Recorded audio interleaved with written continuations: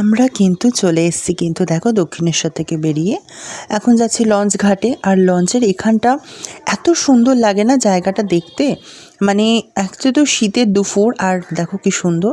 Ticket কেটে লঞ্চে উঠে গেলাম আর দেখো কত ভিড় ছিল। সবাই কিন্তু এই শীতকালে সবাই একটু চায় কিন্তু একটু ঘুরিয়ে আসি। আর এই দেখো এই জায়গাটা খুব ভাল লাগে, এই যে তলা দিয়ে চলে যাচ্ছে কি সুন্দর আস্তে আস্তে লঞ্চটা। আর উপরে রয়েছে আমাদের দক্ষিণেশ্বর ব্রিজ। এত সুন্দর লাগছে দৃশ্যটা, তার মধ্যে হালকা করে রোদ আসছে, খুব সুন্দর লাগছিল।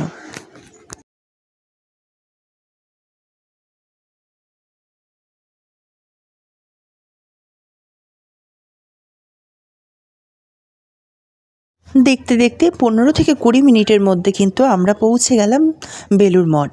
আজকে তাহলে কত জায়গা ঘুরলাম। প্রথমে গেলাম আদ্যাপীঠ, মাকে পুজো দিয়ে ভোগ খেয়ে চলে এলাম দক্ষিণেশ্বর।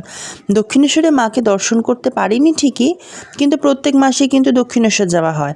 পৌষ মাসটা কিন্তু আমরা যারা কাছাকাছি থাকি দক্ষিণেশ্বরে আমাদের জন্য নয়, কারণ প্রচুর বাইরে থেকে লোক আসে, ওই জন্য মাকে দর্শন করা যায় না এত ভিড়ে।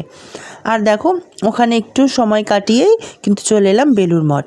বেলুড় মঠ আমার বাড়ি থেকে একদমই কাছে, 10 থেকে 15 মিনিট লাগে আমার বেলুড় মঠ। আর দেখো আর বেলুড় মঠের এখানে কিন্তু আমার স্কুল কলেজ সবই।